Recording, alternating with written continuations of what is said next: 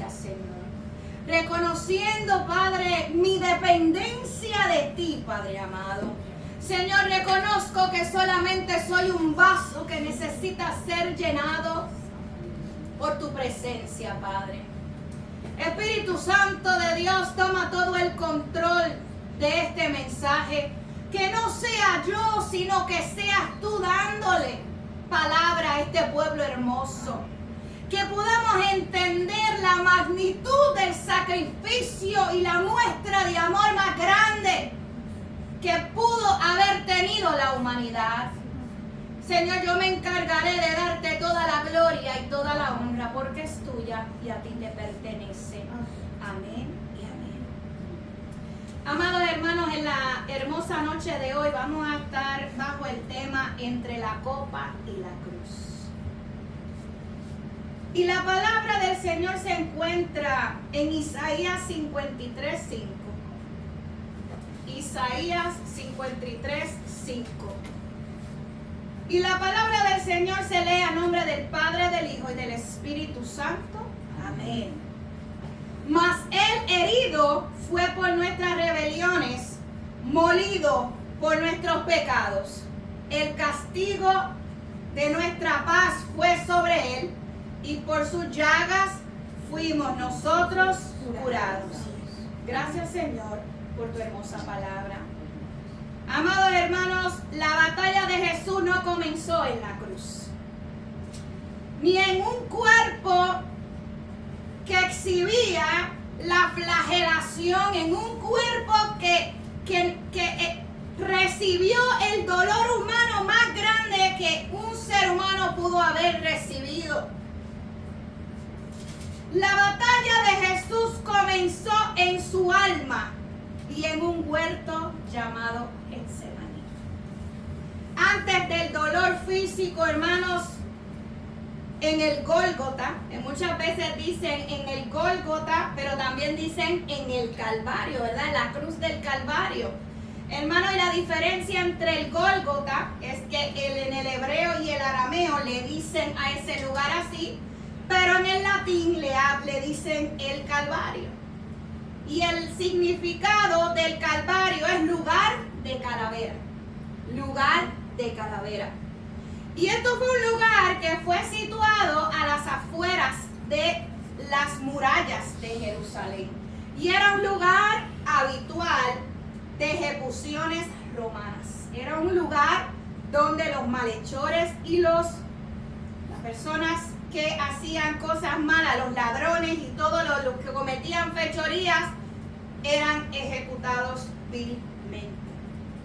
Hermano, yo quiero decirle que antes de los clavos de Jesús hubieron muchas lágrimas que corrieron por sus mejillas. Y antes de la cruz hubo una copa que estaba llena y pesada. El Getsemaní, amados hermanos, fue el lugar donde Jesús fue a hablar con su Padre. Fue el lugar donde Él se separó porque Él sabía que esa conversación era necesaria. Fue ese lugar el lugar de decisión, amados hermanos. El Getsemaní tiene un significado y para sorpresa de muchos significa prensa de aceite. Prensa de aceite. Y así como el olivo, ¿verdad? La oliva es triturada para sacar el aceite. Así mismo Jesús fue presionado en el alma y en el espíritu, emocionalmente, físicamente y espiritualmente. Porque mira, hermano, mucho se ha hablado del dolor físico de Jesús, ¿verdad? Que nos duele cuando vemos esas imágenes, que no, yo le paso así, yo no quiero ver eso. Hermano, pero muy poco se ha hablado de la batalla emocional que libró este hombre en su interior. Amados hermanos, en el huerto no habían multitudes, no habían aplausos, no habían admiraciones. En aquel lugar Jesús experimentó silencio, experimentó soledad, experimentó dolor profundo, experimentó una angustia donde lo presionaron emocionalmente y estaba cargado espiritualmente. Ese huerto de Getsemaní fue un lugar decisivo. Y mira lo que dice la palabra en el Evangelio de Lucas. Dice Lucas 22:39 dice: y saliendo se fue como solía al monte de los olivos, y sus discípulos también le siguieron. Así que Jesús va al lugar de encuentro, de oración con el Padre, y los discípulos se le fueron detrás. Y cuando llegó a aquel lugar, dice la palabra que les dijo a ellos: orad, para que no entréis en tentación. Y dice que se apartó de ellos como a una distancia de un tiro de piedra, me imagino, ¿verdad? Un tiro de piedra. Y dice la palabra que puesto de rodillas oró diciendo: Padre, si quieres, pasa de mí esta copa, pero que no se haga mi voluntad, sino la tuya. Amados hermanos, en la Biblia quiero decirle que la copa tiene un significado increíble. La copa no es lo que nosotros pensamos, ¿verdad? Una copa como esta. Este no es el significado de una copa en la Biblia. El significado de la copa es la ira de Dios sobre el mundo o sobre la persona o sobre el pueblo. Es el juicio sobre el pecado. Y lo podemos ver, amados hermanos, en Jeremías, en Isaías. Hermanos, la copa es la separación espiritual completa de Dios. Eso era la copa. Por eso es que Jesús dice: pasa de mí esta copa, ¿verdad? Jesús, amados hermanos, no le temía los clavos. A Jesús lo que realmente le temía era lo que había dentro de aquella copa, que era la ira de Dios. Amado hermano, porque usted sabe que Dios es un Dios justo y la paga del pecado era muerte. Así que dentro de esa copa había una ira increíble por cuanto la humanidad entera había pecado y se había alejado del Señor. El pecado de la humanidad estaba en esa copa. La carga de la culpa de los pecados de los hombres estaba en aquella copa. Hermanos, y era el primer momento donde Jesús experimentaría la separación completa de su Padre. La primera vez que Jesús iba a estar completamente en separación del Padre, porque el pecado de usted y el mío caían sobre él. Miren qué cosa más increíble. El que nunca pecó estaba a punto de cargar todo el pecado del mundo entero en ese momento. Hermano, ¿cuánto pecado pudiera aguantar una sola persona sin volverse loca? Hay personas que cuando pecan y pecan y pecan y están llenos de pecado y de maldad y esto, ¿verdad? Que cuando se acuestan a dormir, mire, mi esposo trabajaba en una casa media federal, los Halfway House. Y en ese lugar habían confinados que eran sicarios. Eran personas que a sueldo mataban. Y mi esposo, era como él era guardia custodio, él tenía que velar a esos presos por la noche, ¿verdad? Que estuvieran dormidos. Y Carlos dice que habían hombres que brincaban. Parecía como si le estuvieran dando epilepsia, brincaban. Y cuando él los tocaba, ellos gritaban y él le decía: ¿qué le pasa? ¿Estás bien? Y él le decía: yo estaba soñando con todos los que he matado. Hermano, la gente se cree que el pecado que usted comete no le va a perseguir. Créame que sí. Hay gente que no puede ni dormir. De tan malos que son, no duermen. Usted lo ve de lo más tranquilito y sonriendo de día, pero la noche es un tormento para cada uno de ellos. Porque la maldad te va a perseguir al punto que no la puedes aguantar en tu corazón. Y eso era lo que estaba experimentando el cuerpo de Jesús en ese momento.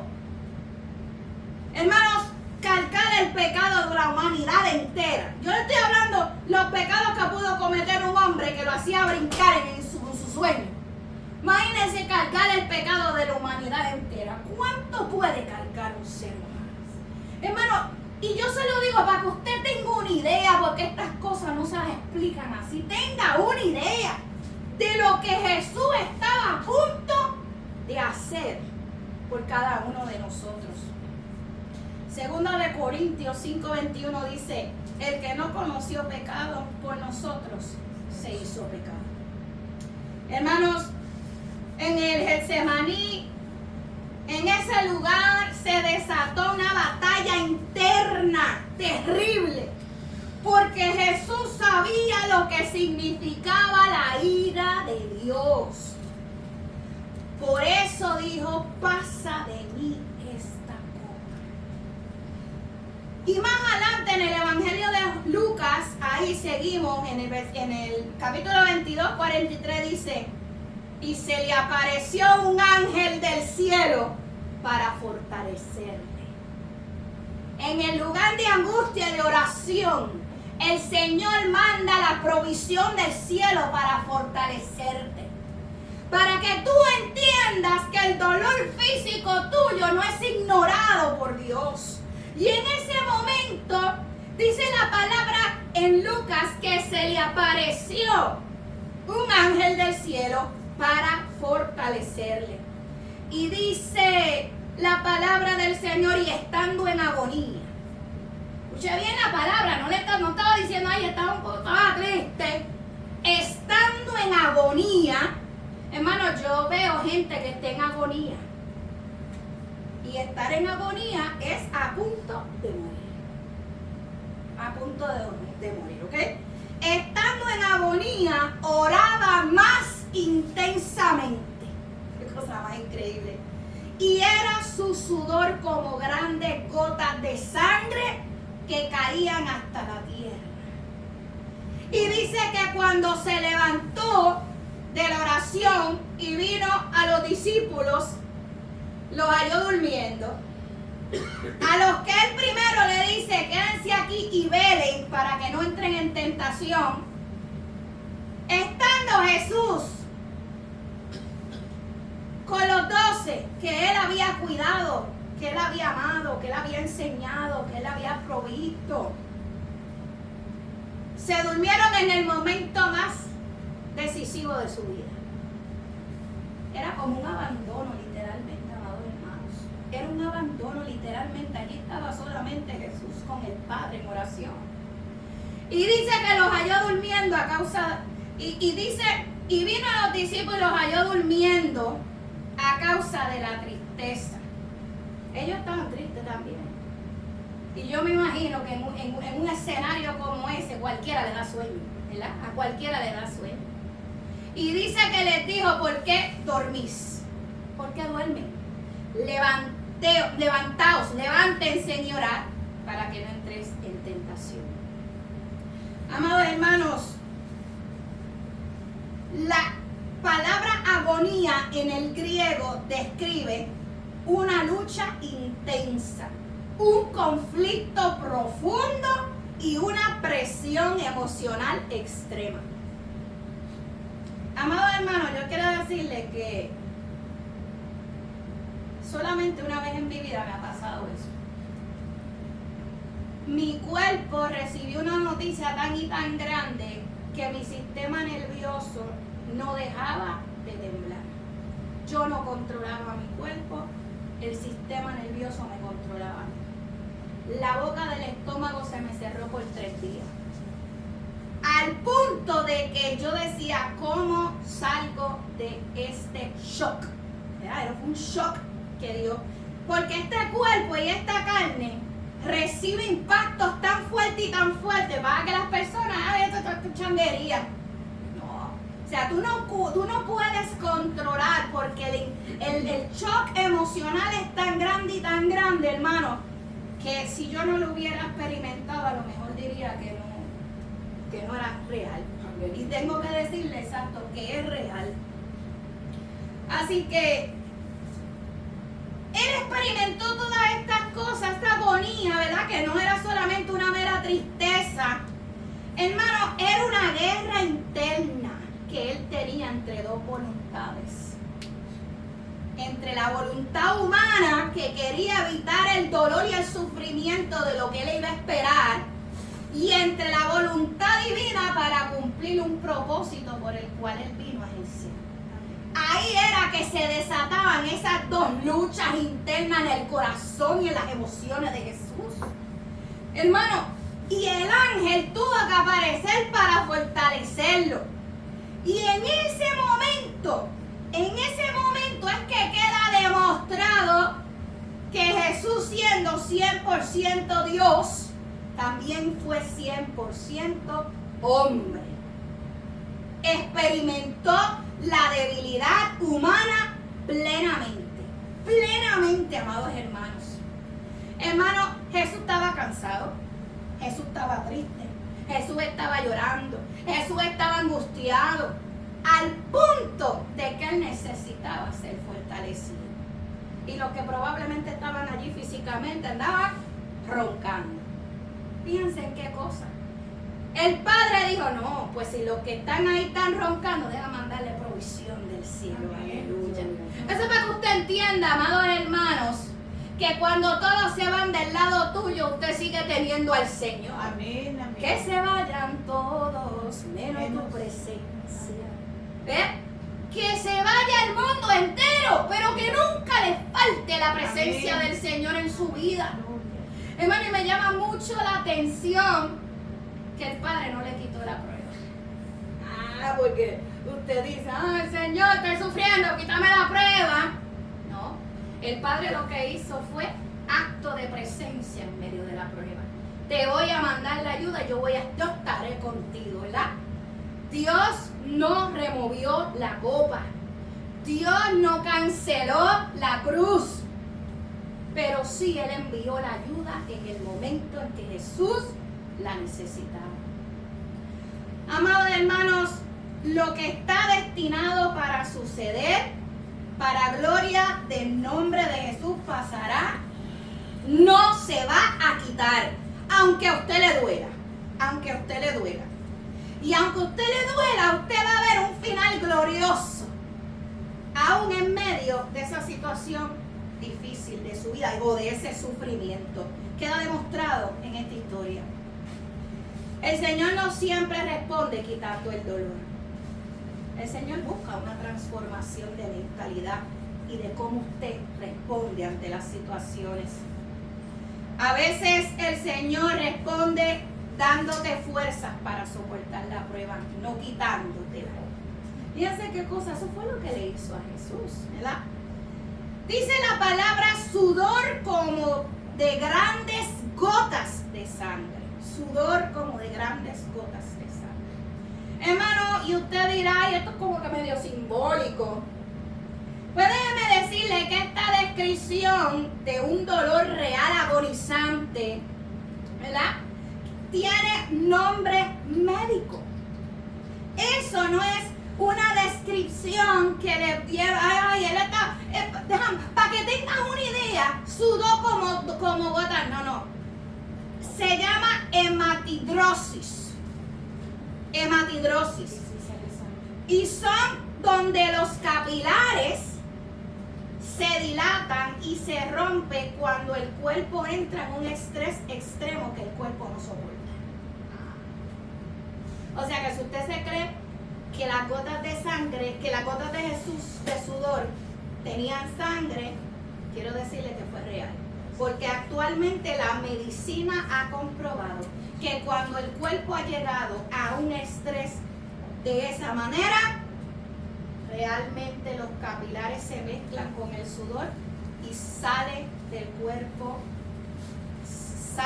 cuerpo gotas visibles de sangre, amados hermanos.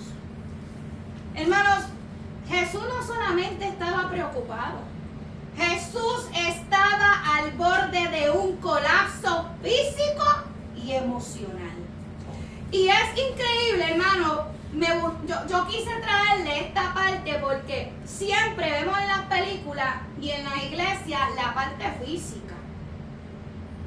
Pero yo quise tocar la parte emocional, obviamente, porque es el área de expertise mía. Y fue algo real que enfrentó Jesús, o sea, siendo 100% humano. Por eso, hermano, es que él dice en los evangelios que él oraba intensamente. Y mientras más recibía la agonía y la angustia, más oraba y más oraba. Quiere decir que mientras más presión él sentía, más profunda era su oración. Amados hermanos, esta historia nos habla algo. Ciertamente nosotros hemos enfrentado momentos difíciles, pero también pudiéramos enfrentar momentos que no tenemos ni idea de lo que vamos a enfrentar. Este mensaje es sumamente importante para usted, porque cuando más nos presione, mucho más intensa y profunda debe ser nuestra oración. Y tenga la certeza y créalo, que de la misma manera que consolaron a Jesús, ustedes van a ser consolados. Amén. Amén.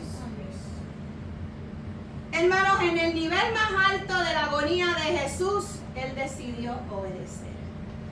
¿Y qué es lo que hacen los hombres hoy en día? En el momento más alto de agonía, ellos hacen, ¿qué es lo que hacen? Rendirse. I give up. Me voy a correr, no puedo más, me morí. Te echan a morir.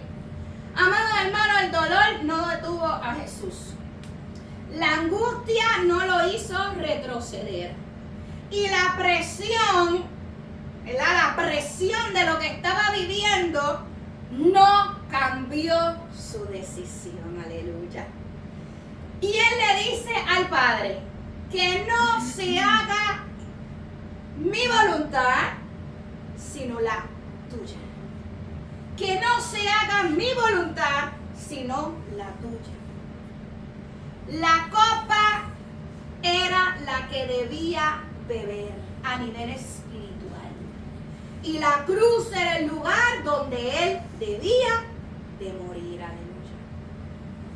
Y usted dirá, qué cruel el Padre, porque permitió que su hijo, el amor del Padre fue tan grande que dio a uno por rescate de una humanidad entera. Eso es lo que tenemos que entender, que nos amó de tal manera, amó Dios al mundo, que mandó su único Hijo unigénito de Dios, para que todo aquel que en él crea no se pierda, mas tenga vida eterna. En el huerto de Getsemaní, Jesús dijo, sí llego a esa cruz y sí muero por cada uno de ellos. Jesús tomó el lugar de cada uno de nosotros. La cruz tenía el nombre de cada uno de ustedes y el mío. Amén. Esa cruz tenía que estar tú, pero Él bajó el nombre de cada uno de ustedes y dijo, yo me voy. Amados hermanos, Jesús decidió subir a la cruz por usted. Y lo triste de eso es que a veces pisoteamos ese sacrificio. A veces no valorizamos el gran precio que tuvo que pasar Jesús en la cruz. Hermanos, y yo creo que todos hemos tenido momentos así, momentos decisivos donde no entendemos, donde duele obedecer, cuando queremos otra salida, no queremos enfrentar las cruces que nos tocan. Y hay momentos donde decimos, Señor, esto yo no lo quiero vivir. Pasa de mí esta cosa. Amado, yo quiero que usted entienda que ahí es que se define la fe de los hombres. Ahí es donde usted va a decir si realmente usted es o si realmente usted no es.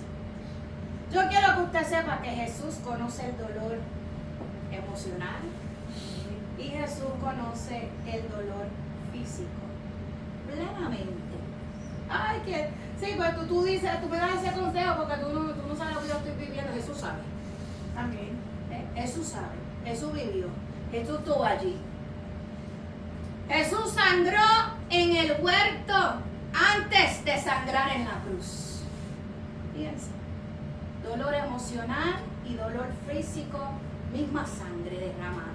Misma sangre derramada.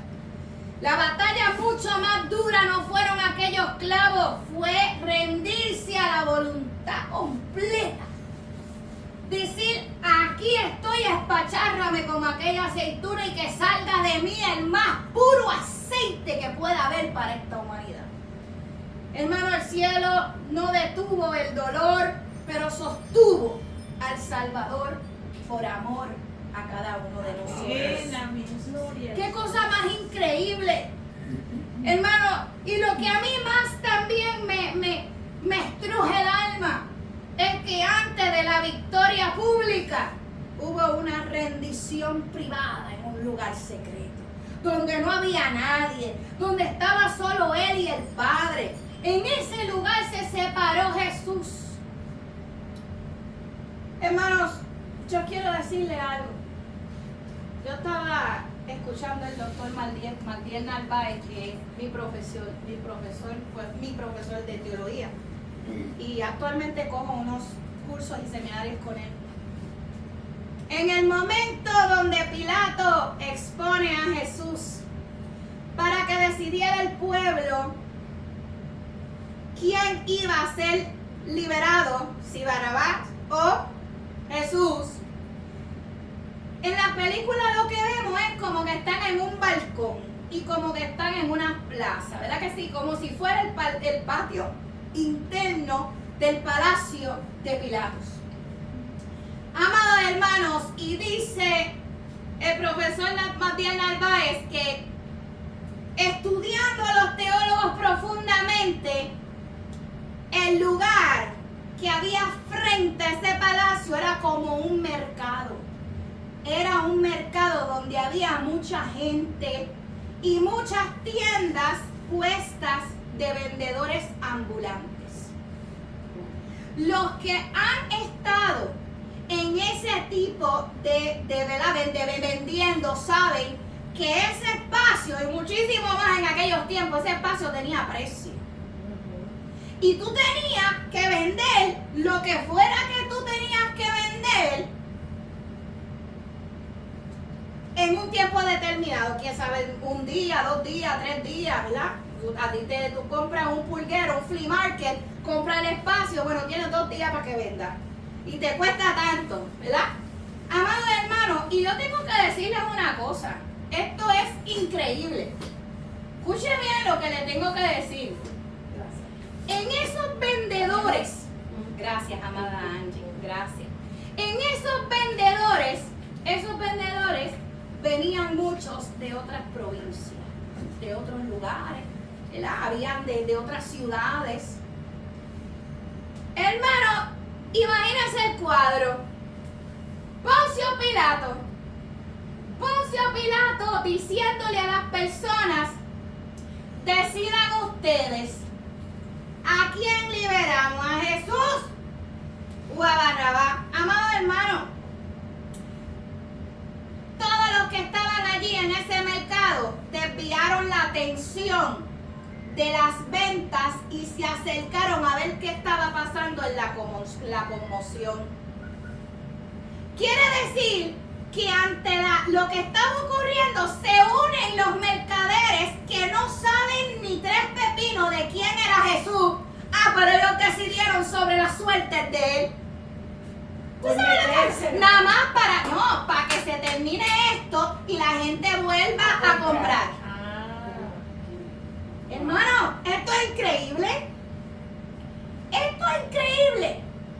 Ahí está Pilato preguntándole a todo el pueblo, para de comprar, y todos empiezan a venir. Hermano, esto es increíble, porque allí tomó voz el que ni conocía a Jesús. No Tú sabes, nada que ver. Venían de otro lado. ¿Qué me importa a mí lo que está pasando y quién va a morir y quién no? A la que uno dijera, liberen a Barrabás, todo el mundo a coro va a decir, liberen a Barrabás. Porque quieren ser parte del grupo. Amados hermanos, imagínense la agonía de Jesús de ver que los que ni siquiera me conocen me están dando sentencia de muerte.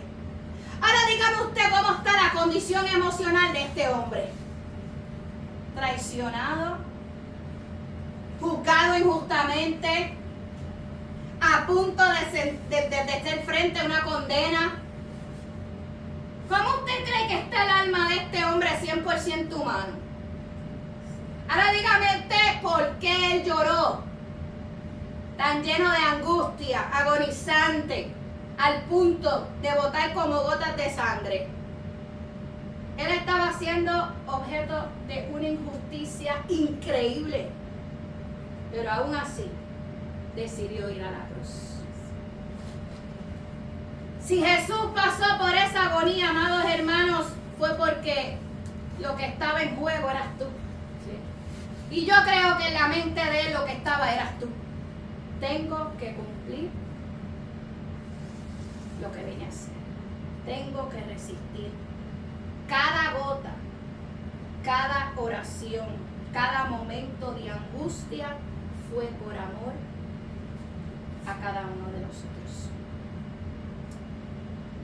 Amados hermanos, hoy no estamos en el Getsemaní,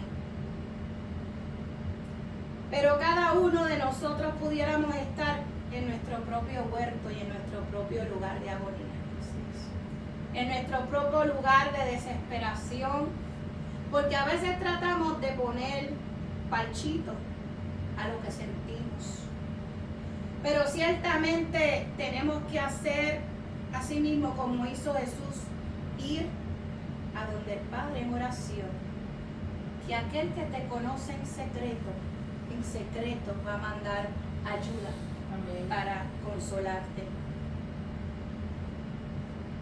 Amados, ese huerto está la voluntad de Dios y la voluntad de usted. En ese huerto individual está lo que quiere usted hacer y la voluntad de Dios para cada uno de ustedes, amados hermanos. Está en ese huerto entre lo que te duele y lo que es correcto para ti hacer, aunque te duela. Fíjense, amados hermanos, que Jesús es la máxima expresión de ejemplo a seguir en todas nuestras tribulaciones. Jesús se encontraba entre la copa y la cruz. El mayor acto de fe, muchas veces nosotros pensamos que es gritar, que es brincar en las iglesias, que es correr, es emocionarnos, es venir a la iglesia. Pero el mayor acto de fe es: Padre, haré tu voluntad aunque no la entienda. Haré lo que me mandas a hacer aunque me duela. Haré lo que tú digas aunque me cueste. Ese es el mayor acto de fe y de agradecimiento que puede la humanidad darle. Que podamos decirle a Jesús una y otra vez: hágase tu voluntad y no la mía. Amados hermanos, realmente lo que ocurrió en la cruz fue una batalla espiritual entre las tinieblas y la gloria de Dios, entre la voluntad de los hombres y la voluntad de Dios. Jesús escogió la mejor parte. Y la pregunta en esta hermosa noche, antes de terminar, es: ¿por qué vas a decidir? ¿Vas a decidir por Jesús? Amén. ¿O vas a decidir por tu voluntad?